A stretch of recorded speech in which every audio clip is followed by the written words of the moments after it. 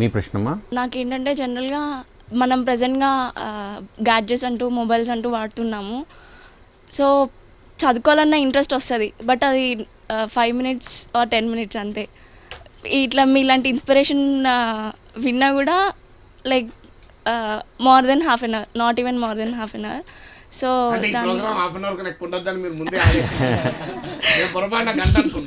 లేదు సార్, అంటే ఈ ప్రేరణ కంటిన్యూ కావట్లేదు. కంటిన్యూ కావట్లేదు.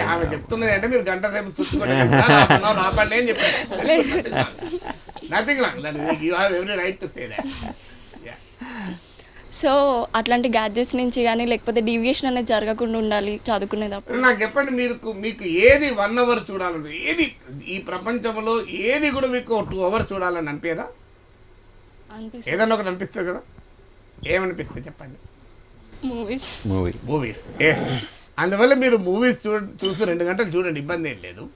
మూవీ దీన్ని మీకు స్లోగా ఒక చిన్న వ్యవహారం ఏంటంటే, మీకు యోగా చేసే అలవాటు ఉందా? చేయండి. అరే పాపం నరేంద్ర మోడీ అంత గొంతు దించుకొని యోగా అంతా ఇటు తిప్పి అడతిప్పి బాడీని చూపెడుతున్నాడు కదా, మీరు కూడా యోగా చేయండి. మీకు ఏదైనా ఇప్పుడు మనకు చాలా ఇంకొక ఉదాహరణ చెప్తాను. నేను ఒక ప్రఖ్యాత ఎలక్ట్రానిక్స్ ప్రొఫెసర్ దగ్గరికి వెళ్ళాను నా కొడుకుని తీసుకొని. మా వాడు ఎలక్ట్రానిక్స్ చదువుతున్నప్పుడు సార్ వీడు అతను ఏమైనా గైడెన్స్ ఇస్తాడేమో అని వెళ్ళాను. వెళ్ళి అతను కూర్చొని మాట్లాడాను, పరిచయం చేశాను. నీకు ఒక బుక్ తెచ్చిస్తాను, ఇది చదువుకుంటే నువ్వు జీవితంలో పైకి వస్తావు అన్నాడు. అని ఆయన లోపలికి వెళ్ళాడు. మేము వెయిటింగ్ బయట, ఏదన్నా ఎలక్ట్రానిక్స్లో వరల్డ్ టాప్ బుక్ తెస్తాడేమో. లోపలికి వెళ్ళి సుమతి శతకం, వేమన శతకం 2 పట్టుకొని వచ్చాడు. అవి చేతిలో పెట్టి ఇవి చదువుకో బాబు అన్నాడు. అంటే ఇప్పుడు మీ ప్రశ్న కూడా అన్నట్టు తినక వేప తీయగుండు అని ఉంది, అవునా కదా? అంటే మీరు ఒక పని చేయండి. ఇప్పుడు యోగాలో కూడా ఏం చెప్తాము, మీరు ఇలా స్ట్రెచ్ చేశారు, ఫస్ట్ టైం ఇలా స్ట్రెచ్ చేయలేరు, ఇలా ఉంటారు, అవునా కదా? ఇలా స్ట్రెచ్ చేయాలంటే చాలా ఇబ్బంది పడతారు. మొదలు ఇలా అంటారు, కానీ over a period of time ఇలా హాయిగా స్ట్రెచ్ చేయగలుగుతారు. మీరు ఇలా ఎట్టంటే చేయగలుగుతారు. ఎందుకు? Your muscles will move. అంటే అంతకుముందు నీకు కోఆపరేట్ చేయని నీ శరీరము సాధన ద్వారా కోఆపరేట్ చేస్తుంది. మీరు ఇప్పుడు కూడా ఒక ప్రయత్నం చేయండి. ఈసారి 1/2 అవర్ చదువుతున్నారు, చదివితే మీరు కాన్సన్ట్రేషన్ పోతుంది అనుకో, నెక్స్ట్ అటెంప్ట్లో 35 మినిట్స్ ట్రై చేయండి. Don't try for 2 hours. Next ఇంకో 4 రోజుల తర్వాత 40 మినిట్స్ ట్రై చేయండి. డెఫినెట్గా మీ లెవెల్స్ ఆఫ్ కెపాసిటీ పెరుగుతుంది. ప్రాక్టీస్ మేక్స్ మ్యాన్ పర్ఫెక్ట్ అన్నారు కదా, ఎందుకన్నారు? ఓ ప్రయత్నం చేయండి, ఒక దాన్ని మొదలు ప్రేమించండి. మీరు ఎందుకు ఒక అమ్మ కూరగాయలు తెమ్మంటేనేమో కొడుకు తేడు, కానీ క్లాస్మేట్తో ముచ్చట పెడతానికైతే బస్ స్టాప్ మీద గంటసేపు వెయిట్ చేస్తాడు. ఎందుకు? If you likes it you can spend more. అందువల్ల మీరు సాధన చేయడమే కాదు, చదువుతున్న దాంట్లో ఆసక్తి లేకపోవటానికి కారణం ఏంటి అంటే, because the way you are reading the subject. Even English vocabulary నేర్చుకున్నా, గో టు ద రూట్స్. నేను ఒక పదం చెప్పాను, సినిస్టర్, అంబిడెక్స్ట్రస్ అని చెప్పాను అనుకోండి. సినిస్టర్ అంబిడెక్స్ట్రస్ అని కనుక నువ్వు చదువుతున్నావు, బట్టి పడుతున్నావు అని నిద్ర వస్తుంది, అవునా కదా? కానీ నేను ఒక కథ చెప్తాను. ఫ్రెంచ్ భాషలో సినిస్టర్ అంటే లెఫ్ట్ హ్యాండ్, డెక్స్ట్రస్ అంటే రైట్ హ్యాండ్. అందువల్ల లెఫ్ట్ హ్యాండ్తో చేసేది మన దగ్గర కూడా ఒక నమ్మకం ఉంటుంది కదా, సంథింగ్ రాంగ్ అని. రైట్ హ్యాండ్తో చేసే శుభం అని అనుకుంటా. మీరు డబ్బులు ఇచ్చారనుకోండి, మీరు ఏం రైట్ హ్యాండ్తో తీసుకుంటారా లెఫ్ట్ హ్యాండ్తో తీసుకుంటారా? అన్నీ రైట్ హ్యాండ్తో చేస్తాం. ఎందుకు? మనకు నమ్మకం రైట్ హ్యాండ్తో చేసేది. అంటే కొంతమంది లెఫ్ట్ హ్యాండ్తో చేసే బ్యాట్స్మెన్ ఉన్నారు, అది వేరే విషయం, వాళ్ళ పక్క పెడదాం. సో అందువల్ల డెక్స్ట్రస్ అంటే మంచి గనక, డెక్స్ట్రస్ అంటే రైట్ హ్యాండ్, అంటే ఎఫెక్టివ్గా సమర్థవంతంగా చేసేదాన్ని డెక్స్ట్రస్ అంటారు. సినిస్టర్ అంటే ఒక కన్నింగ్, సంథింగ్ ఏదో మోసపూరితమైంది. సినిస్టర్ డిజైన్స్ ఆఫ్ టెర్రరిస్ట్ అంటే తీవ్రవాదుల మోసపూరిత వ్యూహాలు. డెక్స్ట్రస్ అంటే మంచి గనక, అంబిడెక్స్ట్రస్, అంబి అంటే 2 గనక, అంబిడెక్స్ట్రస్ అంటే 2 చేతుల్ని కుడి చేతిలాగా పనిచేయగలిగే సమర్థుడు. మనకు అర్జునుడికి ఒక పేరుంది, సవ్యసాచని. సో ఈ సవ్యసాచి అంటే అంబిడెక్స్ట్రస్. అంటే ఇది చెప్పాను అనుకోని మీకు నిద్ర వస్తుందా? రాదు. అదే నేను మీకు సినిస్టర్ డెక్స్టర్ అని చెప్పాను అనుకోని ఉంటుంది. ఒకటి సాధన, 2 సృజనాత్మకంగా చదవడం, చేయడము, పని చదవడమే కాదు ఏదైనా. 3 ఒక సవాళ్ళను స్వీకరించడం. ఈ 3 అంశాలు దృష్టిలో పెట్టుకొని చదవండి. 1/2 అవర్ కాదు, 2 గంటలు కూడా వదలదు. దీన్ని దాని సంగతి తేల్చబడ పక్కబడే.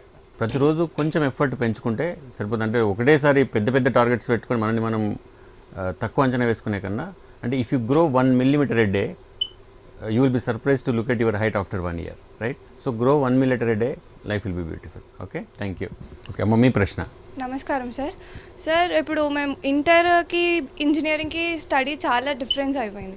ఇంకా మేము ఫోకస్ కూడా చాలా తక్కువ అయిపోతుంది compare to school and inter. ఇంజనీరింగ్కి వచ్చేసరికి స్టడీస్ పైన ఫోకస్ అనేది చాలా తగ్గిపోయింది. So how to overcome this? Focus ఎందుకు తగ్గింది? Sir many things, social networking sites అవి వాటికి అడిక్ట్ అయిపోతున్నాం. అన్ఫార్చునేట్లీ ప్రతి దాంట్లో పాజిటివ్ ఉంటుంది, నెగిటివ్ ఉంటుంది. సోషల్ నెట్వర్కింగ్ సైట్స్ ద్వారా ఒక బ్రహ్మాండమైన అవకాశం ఏంటంటే మీరు ఎవరికి అవకాశం లేని విజ్ఞానాన్ని పొందొచ్చు. వరల్డ్స్ టాప్ యూనివర్సిటీస్ లెసన్స్ అన్నీ మీరు సోషల్ మీడియాలో చూడడానికి అవకాశం ఉంటుంది. అయితే దురదృష్టం ఏంటంటే ఈ జనరేషన్కు ఏది అవసరమో దాని మీద శ్రద్ధ కన్నా ఏది అనవసరమో దానిపైన శ్రద్ధ ఎక్కువ ఉంటుంది. అందువల్ల మీరు ఏం చేయండి అంటే స్లోగా ప్రాక్టీస్ చేయాల్సింది ఏంటంటే నీ స్టడీస్కు ఉపయోగపడేటువంటి ఇన్ఫర్మేషన్ను సోషల్ మీడియాలో ప్రొక్యూర్ చేసుకునే ప్రయత్నం మొదలుపెట్టండి. అది చేస్తే డెఫినెట్గా ఒక రోజు కాకపోతే ఒక రోజైనా మీకు ఆ మీడియం ఉపయోగపడుతుంది. Don't shun the medium. ఎప్పుడు కూడా don't throw the baby with the bath water అంటారు. అంటే మనము మొత్తం మీడియంను అసలు సోషల్ మీడియాలో ఉండొద్దు, నెట్వర్కింగ్లో ఉండొద్దు, ఇంటరాక్షన్ ఉండొద్దు అంటే కూడా కరెక్ట్ కాదు. దాన్ని మనం ఎలా ఉపయోగించుకుంటాం. ఇవాళ నువ్వు ఇక్కడ హైదరాబాద్లో కూర్చున్నావు, స్టాన్ఫోర్డ్ బిజినెస్ స్కూల్లో సీట్ వచ్చి స్టాన్ఫోర్డ్ బిజినెస్ స్కూల్లో చదివే అవకాశం మీకుందా? లేదు. హార్వర్డ్ బిజినెస్ స్కూల్లో చదివే అవకాశం ఉందా? లేదు. కానీ మీరు హార్వర్డ్ స్టాన్ఫోర్డ్ లెసన్స్ను మొత్తం ఇక్కడ కూర్చొని కూడా చూడొచ్చు. అంటే ఒక హార్వర్డ్లో స్టాన్ఫోర్డ్లో సీట్ వస్తే ఒక స్టూడెంట్కు ఏ అవకాశం అయితే వస్తుందో ఆ అవకాశాన్ని ఇంటర్నెట్ ద్వారా నెట్ ద్వారా మనం ఇక్కడ ఉండి పొందవచ్చు. అందువల్ల మనం సోషల్ మీడియాలో ఏది ఆసక్తిగా ఉంటుంది అనేది మనం ఇప్పుడు ఏదైతే ఆసక్తిగా ఉందో అది మాత్రమే ట్రై చేస్తున్నావు కనుక మీకు ఇంకో ప్రపంచం అర్థం కావడం లేదు. ఈ ప్రపంచాన్ని దాటి నీకు ఆసక్తి ఉండేది, అభిరుచి ఉండేది, నీకు విజ్ఞానం ఇచ్చేది, ఈ రెండింటిని మిక్స్ చేయగలిగేటువంటి మెటీరియల్ సోర్సెస్ చాలా నెట్లో ఉంటాయి. వాటిని కనుక మీరు ఐడెంటిఫై చేయగలిగితే, వాటిని కనుక నువ్వు చదవగలిగితే you can divert your mind from a frivolous use of social media to more productive use of social media. Discussion మొదటి నుంచి కూడా మనం ఇదే ఆలోచిస్తున్నాం, ప్లెజర్ అండ్ పెయిన్ అని. మీరు అంటే ఇప్పుడు we know what to do but we never do, we know what not to do but we always do. That is our problem. ఎందుకంటే బికాస్ మీ ఫ్యూచర్ ఇప్పుడు ఒక పని చేసిన తర్వాత మీకు హ్యాపీగా ఫీల్ అవుతున్నారా, గిల్టీగా ఫీల్ అవుతున్నారా? గిల్టీగా ఫీల్ అవుతున్నారంటే డెఫినెట్గా దెర్ ఈజ్ సంథింగ్ రాంగ్. అందుకని సార్ చెప్పినట్టుగా ప్రొడక్టివ్గా నేను ఏం చేయాలి, సోషల్ మీడియాతో ఏం చేయాలి, you cannot avoid it but how you can productively use it. అది ఎలా చేయాలనేది మీరు ఆలోచిస్తే అద్భుతంగా ఉంటుందని సార్ అంటున్నారు. మనం ఇంకో మిత్రుడికి కూడా అవకాశం ఇద్దాం. హాయ్ సార్, నా పేరు వంశీ. నేను బీటెక్ సెకండ్ ఇయర్ అవుతున్నా, ఈసీఈ ఫ్రమ్ ఎస్విఐటి. సార్ నా ప్రాబ్లం ఏంటంటే నేను స్టార్టింగ్లో ఏదైనా వర్క్ స్టార్ట్ చేస్తే చాలా యాక్టివ్గా ఉంటా, కానీ కొన్ని రోజుల తర్వాత దాని మీద ఇంట్రెస్ట్ పోతుంది. ఇప్పుడు స్టడీస్ తీసుకున్నా సరే స్టార్టింగ్ చాలా బాగా చదువుతా, కానీ ఎగ్జామ్స్ కంటే ముందు కొంచెం ఇంట్రెస్ట్ లూజ్ అవుతుంది. దానికి కారణం ఏంటంటే మనం స్టడీని సరిగా ప్లాన్ చేసుకోకపోవడం. అంటే ఎప్పుడు కూడా ఒక మనిషి స్థిరంగా మన మైండ్ ఉండదు. ఎవరి మైండ్కైనా అస్థిరత అనేది సహజం. అంటే matter always changes, matter is not static. అవునా కదా? మన బాడీ కూడా మ్యాటరే, మనం కూడా ఒక మ్యాటర్లో భాగమే. అందువల్ల అవర్ నేచురల్ క్యారెక్టరిస్టికే we will not be static. మనం స్టాటిక్గా ఉండం. అందువల్ల మైండ్ డైవర్ట్ అవుతూ ఉంటుంది. ఇది అందరికీ ఉన్న ప్రాబ్లం. దానికి ఒకటి ఏంటంటే యూ ప్లాన్ యువర్ స్టడీ. ఇంగ్లీష్లో ఒక సామెత ఉంది, if you are failing to plan you are planning to fail అని. నీవు ప్లాన్ చేసుకోవడంలో ఫెయిల్ అయితే నువ్వు ఫెయిల్ అవ్వడానికి ప్లాన్ చేసుకున్నట్టే లెక్క. అందువల్ల if you are failing to plan you are planning to fail. నువ్వు చేసే వర్క్ను ఎఫెక్టివ్గా కనుక ప్లాన్ చేయగలిగితే మొదట్లో ఇంట్రెస్ట్ ఉండి తర్వాత ఇంట్రెస్ట్ పోవడం అనేది ఉండదు. రెండవది, చాలామంది చేసే ఒక సహజ ధోరణి ఏంటంటే, ఇప్పుడు మీరు భోజనం చేస్తుంటారు, భోజనం చేసేటప్పుడు ఫస్ట్ ఇష్టమైంది తినకుండా దాచిపెట్టుకుంటారు. కొంత మీ అమ్మ అంటుంటుంది, ఏంద్రా స్వీట్ తినలేదు అంటారు. అంటే తింటానమ్మా, టైం ఉంది కదా అన్నాను. పాపడ ఇష్టం అనుకో, పాపడ తినలేదు ఏంద్రా అంటారు. తింటామమ్మా అంటే ఎందుకు?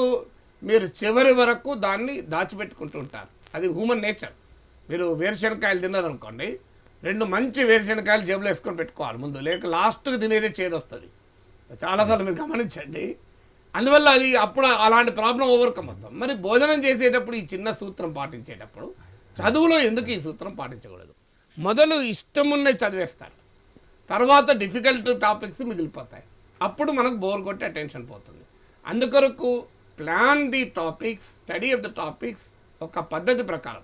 ఇష్టమైనవి బోర్ కొట్టేటి రెండూ కలిపి మొదలు చదువుకోవడం మొదలు పెట్టామనుకోండి, మొదలే అన్ని బోర్ కొట్టేది చదివితే అసలు మొత్తానికి చదువు మానేసి పారిపోయే ప్రమాదం కూడా ఉంటుంది. వండర్ఫుల్. అందువల్ల రెండింటిని బ్యాలెన్స్ చేసామనుకోండి, చివరి వరకు నీకు ఇంట్రెస్టింగ్ టాపిక్ ఉంటుంది కనుక చదవాలనే కోరిక మిగిలి ఉంటుంది. కరెక్ట్.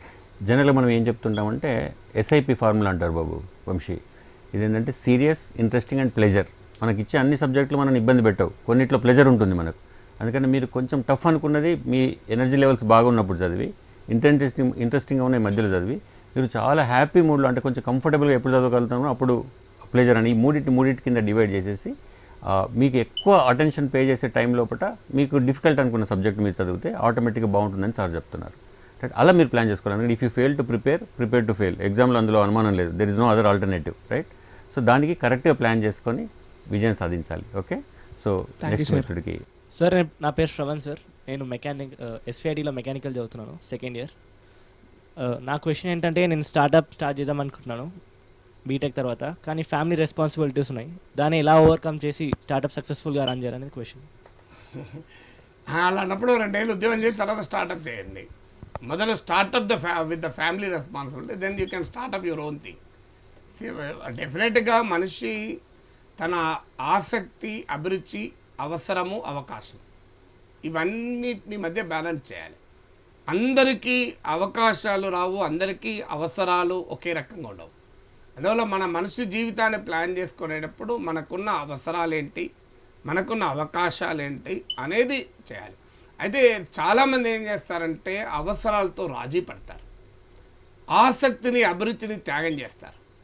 అవసరాలతో రాజీ పడడం అనేది అనివార్యం. ఇప్పుడు మీరు ఒక ఎగ్జాంపుల్ చెప్పారు, ఫ్యామిలీ రెస్పాన్సిబిలిటీస్ ఉన్నాయి నాకు, వీటిని నేను స్టార్టప్ పెట్టి, స్టార్టప్లో సక్సెస్ ఉంది, రిస్క్ ఉంది, అదే కదా మీ భయం. స్టార్టప్లో సక్సెస్ ఉంది, రిస్క్ ఉంది కనుక మొదలు నా కుటుంబ బాధ్యతలు నిర్వహించాలి కనుక నేను రిస్క్ తీసుకోలేను అనేది మీ క్వశ్చన్. అందువల్ల దీనికి 2 రకాల రెస్పాన్స్ ఉండొచ్చు. ఒక రెస్పాన్స్ ఏంటంటే అసలు కుటుంబాన్ని కూడా వదిలేసి బాధ్యతారహితంగా నా పని నేను చేస్తాననొచ్చు. అప్పుడు కొంత ఇబ్బందులు కుటుంబాలు తప్పవు, అది మంచిది కాదు. ఇక రెండోది ఏంటంటే ఏదో నాకు తప్పదు, నాకు అవకాశం లేదు, నాకు అవసరం ఉంది అని ఏదో ఒక ఉద్యోగం చేసి అందులోనే ఉండిపోయి స్టార్టప్ పెట్టాలి అనేటువంటి ఒక మంచి ఆకాంక్షను జీవితంలో త్యాగం చేయడం, ఇది కూడా మంచిది కాదు. అందుకొరకు దీనికి బ్యాలెన్సింగ్ ఏంటంటే నీ కుటుంబ బాధ్యతలు ఉన్నాయి కనుక ఒక 2 ఏళ్ళో 3 ఏళ్ళో ఆ బాధ్యతలు తీరేంత వరకు అవసరాల కొరకు పనిచేయి. ఒక్కసారి అవసరాల కొరకు పని అయిపోయాక అభిరుచి కొరకు పనిచేయి. జీవితంలో అభిరుచి కొరకు పనిచేయాలి అనేటువంటి కోరికను మాత్రం వదులుకో.